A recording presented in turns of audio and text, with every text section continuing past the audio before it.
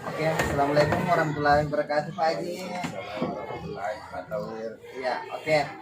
Pak Haji, saya minta waktunya dulu sebentar. Saya akan wawancarai Pak Haji mengenai bagaimana caranya nanti mengambil sebuah keputusan. Apakah boleh saya mewawancarai Bapak? Ya boleh. Oke, terima kasih. Pertanyaan pertama untuk Pak Haji, bagaimana Pak Haji mengidentifikasi kasus-kasus yang merupakan dilema etika atau wujudan moral? Ya Pak, saya jawab.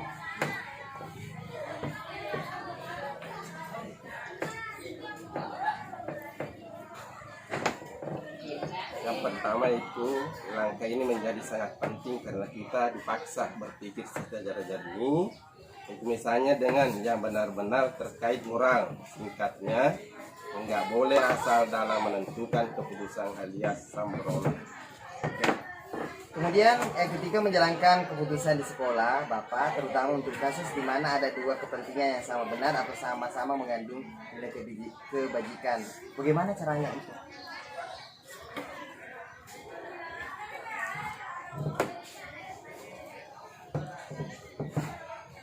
Itu yang pertama, untuk mengambil keputusan yang baik dan bertanggung jawab. Kita membutuhkan data yang lengkap dan detik, yaitu menjadi pijakan dalam mengambil keputusan. Kita juga harus mampu memprediksi kira-kira apa yang akan terjadi jika keputusan ini kita ambil. Oke. Kemudian bagaimana langkah-langkahnya, seperti apa yang biasa Bapak lakukan selama ini? Yaitu yang pertama, langkahnya itu menguji benar atau salah. Iya. Pertama, uji legal. Iya. Adakah aspek pelanggaran untuk hukum dan situasi yang sedang dihadapi? Namun wujudan moral benar atau salah? B. Salah. Kalau seperti ini, keputusan yang diambil antara mematuhi hukum atau tidak. Nah, ini tidak ada hubungan dengan moral. Kedua, uji regulasi. Jika situasi yang dihadapi itu dilema etika, tentu tidak ada pelanggaran hukum di dalamnya, namun ada kehilangan respek terhadap orang. Yang ketiga, uji intuisi. Bahasa sederhananya, apakah tindakan atau keputusan yang kita hasilkan itu sesuai atau berlawanan. Yang keempat, uji publikasi. Kalau yang ini kita harus berefleksi diri apa yang akan kita rasakan bila keputusan ini dipublikasi dengan menjadi viral. Kelima, uji panutan, idola. Uji yang ini kita bayangkan apa kira-kira yang akan dilakukan oleh idola yang sama dengan yang kita hadapi. Oke. Kemudian hal apa saja selama ini Bapak anggap efektif dalam pengambilan keputusan pada kasus-kasus dilema etika? Ya, yaitu untuk efektifnya mereka yang kena masalah dilema itu kita panggil, sehingga di belakangnya nanti dari hasil tadi saling menerima. Kemudian tidak ada yang merasa dirugikan dan dia merasa puas. Oke. Kemudian hal apa saja selama ini merupakan tantangan dalam pengambilan keputusan pada kasus-kasus dilema etika? Tentunya tidak semua permasalahan dapat terselesaikan dengan 100%. Pasti ada kendala. Kendala itulah yang harus disikapi dengan baik, bijak, dan dengan hati yang dingin. Namun hal ini harus ditindaklanjuti agar hal itu tidak berbuntut panjang. Maka kami selesaikan secara kekeluargaan. Apakah Bapak memiliki sebuah tatkala jadwal tertentu dalam sebuah penyelesaian kasus dilema etika? Apakah Bapak langsung menyelesaikan di tempat atau memiliki sebuah jadwal untuk menyelesaikannya? Dalam penyelesaian masalah tersebut kami punya tahapan-tahapan. Tahapan yang pertama, kita mencari informasi betul atau tidaknya. Kemudian kedua, permasalahannya dilarifikasi kebenarannya. Olehnya itu ketika ada permasalahan kita segera selesaikan. Adakah seseorang yang selama ini mempermudah atau membantu Anda mengambil keputusan? Dalam pengambilan keputusan dilema ini, etika tersebut tentunya banyak yang membantu kami untuk menyelesaikannya. Seperti orang-orang tahu adanya kejadian yang tidak diketahui. Dari semua hal yang telah disampaikan, pembelajaran apa yang Bapak petik dari pengalaman Bapak mengambil keputusan dilema etika? Ya, setelah membuat keputusan, kita lihat kembali serangkaian proses sebelumnya dan ambil pelajaran sebagai acuan bagi kasus-kasus di masa yang akan datang. Oke, demikian tadi hasil wawancara saya dengan Bapak Kepala Sekolah, namanya Pak Haji Samsudin. Terima kasih. Assalamualaikum warahmatullahi wabarakatuh. Warahmatullahi wabarakatuh. Saat ini saya sedang berada di sekolah Ibu Hajar Rahmatina. Ibu Hajar Rahmatina merupakan kepala sekolah di SMP Muhammad Ali Loreng.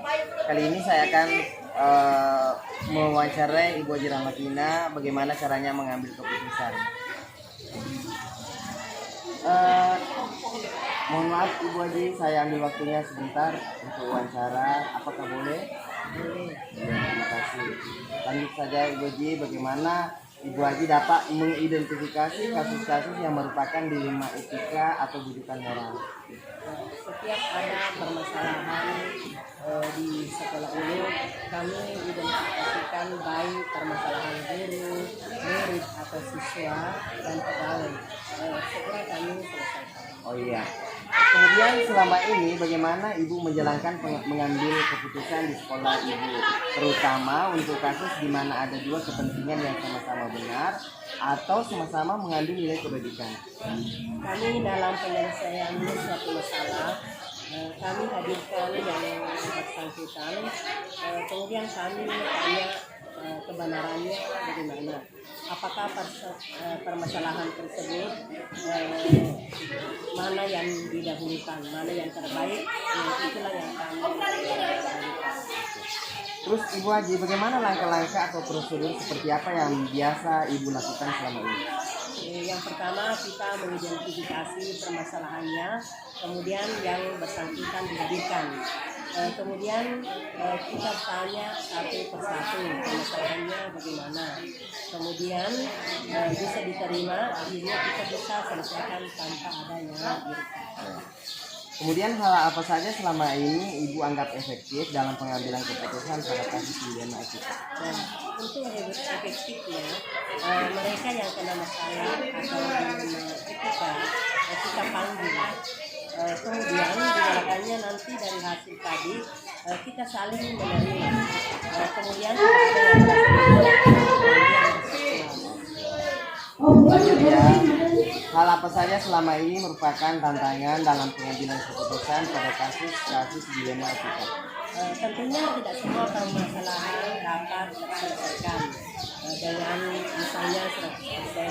Pasti ada kendala. Kendalanya itu yang harus disikapi adalah bijak. Kemudian dengan hati yang dingin, namun dalam hal ini harus ditindaklanjuti. Kemudian kita selesaikan agar hal itu tidak berbuntut panjang.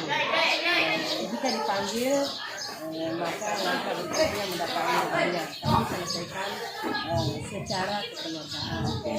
Apakah Ibu memiliki sebuah jadwal tertentu dalam sebuah penyelesaian kasus dilema etika? Apakah Ibu langsung menyelesaikan di tempat atau memiliki sebuah jadwal untuk menyelesaikannya? Ya, dalam penyelesaian masalah tersebut kami punya tahapan-tahapan. Antara lain pertama kita mencari informasi betul atau tidak. Kemudian kedua permasalahannya itu diklarifikasi kebenarannya bagaimana. Setelah itu kita selesaikan secara bersama. Ketika ada permasalahan kita segera selesaikan. Adakah seseorang yang selama ini mempermudah atau membantu Ibu dalam mengambil keputusan? dalam pengambilan keputusan dilema etika tersebut tentunya banyak yang membantu. Membantu kami untuk menyelesaikan seperti orang-orang yang tahu persis akan adanya kejadian-kejadian yang saya tidak. Oke, ini pertanyaan terakhir ya. Dari semua hal yang telah disampaikan, pembelajaran apa yang Anda atau Ibu petik dari pengalaman Ibu mengambil keputusan dilema etika? Ya, keputusan yang tepat dan bijak akan sangat berpengaruh dalam perubahan pendidikan yang lebih bagus. Saya kira cuma itu yang bisa disampaikan. Assalamualaikum warahmatullahi wabarakatuh. Terima kasih Bu Haji. Demikian tadi wawancara saya dengan salah seorang kepala sekolah di SMP Muhammad Ali Orang, namanya Ibu Haji Rahmatillah. Terima kasih. Assalamualaikum warahmatullahi wabarakatuh.